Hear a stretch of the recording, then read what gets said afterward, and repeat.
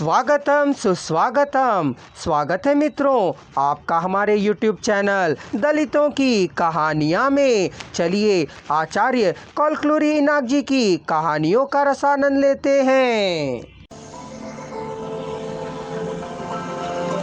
आते हुए पीछे देखा, सभी रस्से आग से जलने लगे। सभी तारों को मिलाकर बांध हुआ पाना टूट गया। तार अलग हो गए। हर गोले के पास उसका तार चट चट चट कर सुलगते हुए चला जा रहा था।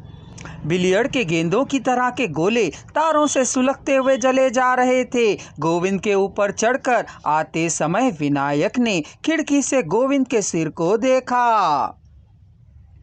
अकस्मात पटाल पटाल पटाल कर शब्द सुनाई दिए। कुएं के चारों ओर 100 गज की दूरी तक कोलाहल मचा हुआ था। फिर पूरी निशब्दता फैली हुई थी। कुएं में से आता गोविंद किनारे पर पहले की तरह नहीं चढ़कर आ रहा था। चढ़कर आने पर खड़ा नहीं रह सका, निढल हो गया।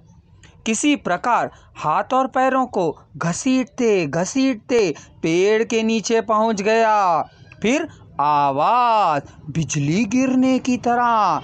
पत्थर उठा, पेड़ पर गिरा, ढाल टूट गया। गोविंद पेड़ के नीचे से लंगड़ाते लंगड़ाते चला गया। फिर आवाज हुई। बिजली के कड़कने की तरह गोविंद दिखाई नहीं दे रहा था। क्या हुआ उसका? क्या बैठ गया? क्या चल रहा है? क्या दूर चला जा रहा है? फिर बलपूर्वक मेघों के टकराने की तरह, बिजली गिरने की तरह शब्द हो रहे थे। पत्थर टूटकर पानी बरसने की तरह गिर रहे थे। घर के ऊपर बड़ा सा पत्थर गिरकर ऐसा शब्द किया मानो घर गिर जाएगा।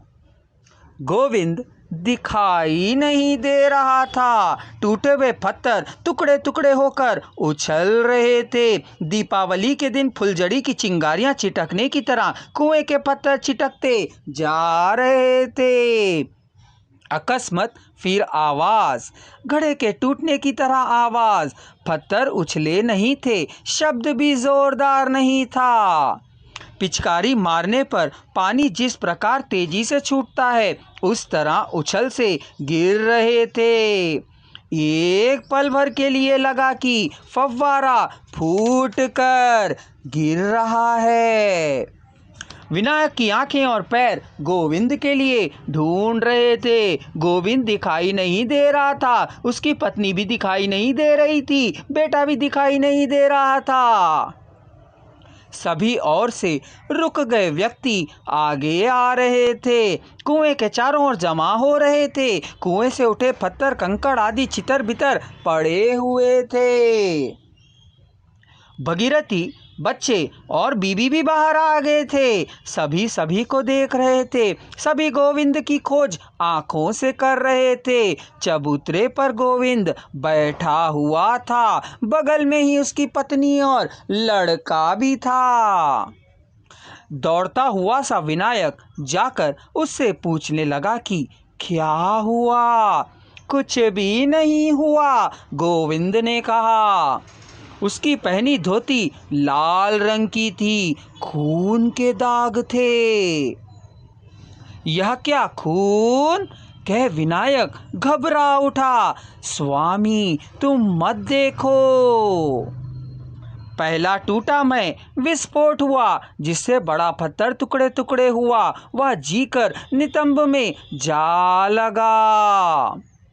उसने उस एकाएक उछल कर किनारे पर गिरा दिया। उसकी चोट से नितंब फट गया और खून आने लगा। कह गोविंद ने बतलाया। नितंब और नितंब के ऊपर पर कपड़ा चितड़ा चींटी चींटी हो गया। खून बहता ही जा रहा था। गोविंद के मना करने पर भी विनायक ने गोविंद के कमर से नितंब तक और घुटने के पीछे के भाग में पट्टी बांधी। वह बार बार नाक साफ कर रहा था और अपनी आंखें पोंछ रहा था।